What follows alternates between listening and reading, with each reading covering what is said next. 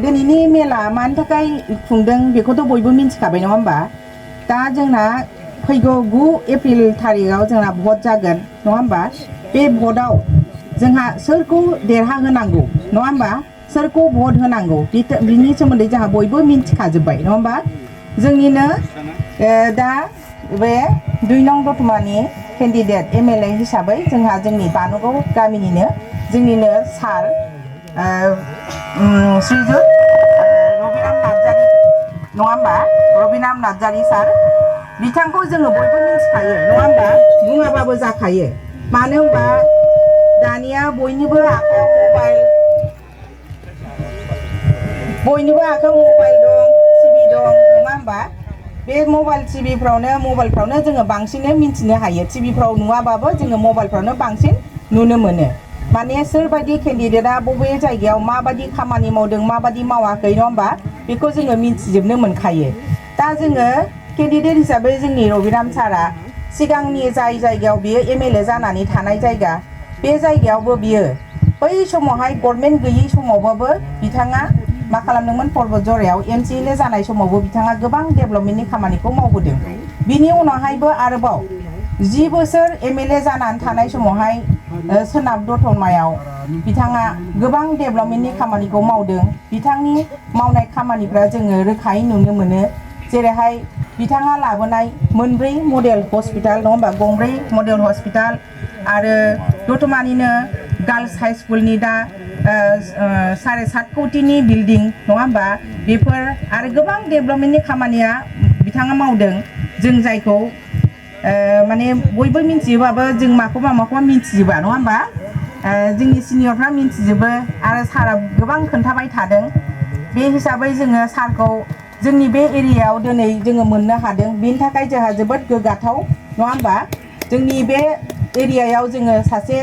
राफोद आरो जोबोद गोख्रों मावग्रा हिसाबै सारखौ जोङो एमएलए हिसाबै जोङो मोननो थांगासिनो दं बिथाङा जोंनि एरियानि डेभेलपमेन्टनि खामानिनि थाखाय बा जोंनि फिसाफोरनि माबाफोर सहायनि थाखाय जोङो हयथ' सारनिसिम थाङोब्ला सारा जोंखौ जेब्लाबो जोंखौ हेल्प खालामगोन हेफाजाब खालामगोन जोंहा फोथायनाय दं नङा होमबा जायनि थाखाय जोङो बेबायदि हेल्प खालामनो हाग्रा सासे गोख्रों मावथिखौसो जोंनो बिजाथि हिसाबै नांखागौ जाय जोंनि गांनाय उखैनाय जोंनि इयुन जोलैनि थाखाय जाहाथे माबा मोनसे मावनानै होनो हाग्रा बिथांबायदि सासे केन्डिडेटखौसो जोंनो नांखागौ नङा होमबा बे हिसाबै जोङो दिनै मोननो हादों बिनि थाखाय जोङो जोबोद धन्यबाद सारखौ नङा होमबा धन्यबाद बावनांगोन आरो हाग्रामा सारखौबो धन्यबाद होनांगोन मानो होनबा बिथाङा जोंनि जायगायाव जोंनिनो केन्डिडेटखौ जोंनो हरनायनि थाखाय नङा होमबा दा जोङो बे भटखौ जोङो जेरैबो गोनो गोथो जायाजासे जोंनि सिम्बला जाहैबाय नांगोल नङा होमबा बे नांगोलावनो जाहाथे जोङो भटखौ होनानै सारखौ गोबां भटआव देरहाहोनानै जाहाथे सारा मन्त्रि हिसाबै सायख'जायो बेनि थाखाय जोङो जेब्लाबो नाजानांगौ नङा होमबा साराथ' ओरैनोबाबो देरहाखाबाय थेवबाबो जोङो मा आरोबाव बांसिन भटआव देरहाहोनो हायो नामा बेखौ जोङो नाजादों नङा होमबा आरो बे हिसाबै जोंना सारा बांसिन भटआवनो देरहाखागोन दा जोङो भट होनानै मा मोनो नङा होमबा जोङो भट होनानै जोंनि नांगौखिनिखौ जोङो सुफुंनो हायो नङा होमबा जोङो दिनै नङा गाबोन सोरबा दाथ' सारा होनगासिनो दं गोबां साख्रि ओंखारगोन गोबां साख्रिफोरखौ थिसनगोन होननानै बुंगासिनो दं बेफ्राव जायफोरना फिसाफ्रा लेखा गोरों फरायनानै दङ साख्रि मोनाखै दा बिसोरखौ सारा जेरावबो माने साख्रिफ्राव थिसननो थाखाय लाहार फाहार खालामगासिनो दङ आरो थिसनगोन होननानै बुंदों दा जोङो बेबायदि सासे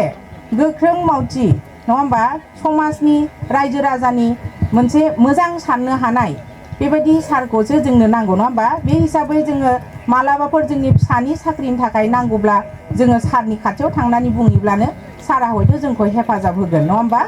जोङो जोंनि फिउचार लाइफखौ दानो थाखायसो जोङो जेब्लाबो नायनांगौ नङा होमबा जोङो फैसाजों नङा जों फैसाखौ मा मोनगोन जेनेबा सोरबाफोर जुदि फैनानै फैसाफोर होनानै बुरखायोब्ला बे फैसाया जोङो दिनै जागोन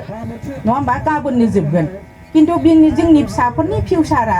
जुदि साख्रि मोनसे मोनोब्ला बे फिउचारनि थैजासे नङा होमबा फिसानि थैजासेनि थाखाय बा न'खरनि थैजासेनि थाखाय बेयो मोनसे बिराद गिदिर मोनसे हेफाजाब जायो जायनि थाखाय जोङो फिसा फिसौ फैसाखौ जोङो नायालासिनो जोंनि फिसाफोरनि मोजांनि थाखाय जाहाथे जोंनि मोजांनि थाखाय जोङो जाहाथे खामानिफोरखौ जोङो सारनिफ्राय आदाय खालामनानै लानो हायो बा सारनिफ्राय जों हेल्प मोननो हायो जों बेफोरखौसो बांसिन नायनांगौ माने दिनैनि सोरबा थाइसे थाइनै होनानै बुरखायदोंबा इरिदोंबा बेफोरखौ जोङो खोनासंनो नाङा आरो जोंथ' दा मिन्थिखाबाय बयबो रैबारनि जोंनि भटआ ओरै बुनाय जानाय नङा आखाइजों सेरनायसो जागोन नङा होमबा आरो बे आखाइजों सेरनायाव माने मेसिन EVM मेसिनाव ओरै थुयोब्ला बै मोनसे माबा दङ जेनेबा ग्लास दङ ना ग्लासनि सिङाव फिक्सार दङ बे फिक्सारा सिरियो जाहैदों आरो थुनायनि लोगो लोगो दसे थानानै बे सोदोब जायोबानो बे जिनिसा फटका गोलैयो जाहैदों आरो बे फटका मा गोलैदों बेखौ नायनांगौ आरो जुदि बोरैबाफोर बे जों नांगोल थुनाया जुदि नांगोल ओंखारालासिनो दस्रा ओंखारोबा बेखौ जोङो बै प्रेसिडेन्ट अफिसारफोरखौ जों बुंनानै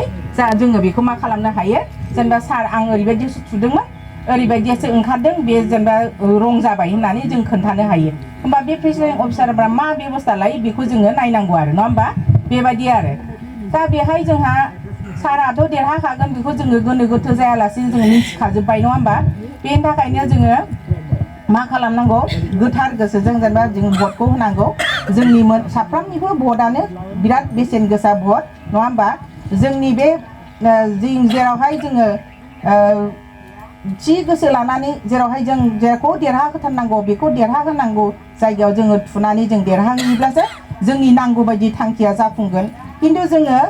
ओइ होननानै जानला मोनला थुलाबायोब्ला जेनेबा जों जायनाव नांगोलाव थुनांगौ दस्रा थुफ्लांबायोबा बे भटआ मिस थांगोन जोंनि थाखाय जोबोद खहा जागोन आरो बै भट थुग्रानि थाखायबो खहा जागोन मानो होनोब्ला दाथ' बयबो मिन्थिखायो जेनेबा सोर बहा भटखौ थुयो बेखौ मिन्थिजोबखायो होननानै नङा होमबा एरियायावनो सोर बहा बेसेबां बबे गामियाव बेसेबां भट सोर थुदों सोर थुवाखै बेखौ बयबो मिन्थिजोबखायो बा नायबानो मिन्थिजोबखायो बेनि थाखायनो जेनेबा गोसोखौ उल्थां फाल्थां जायालासिनो जोङो जेब्लाबो जों नांगालावनो थुनांगौ बेखौ जों गोसोआव साननानै लादो आरो आं बाराखौ बुंनांगौ बायदि सानाखिसै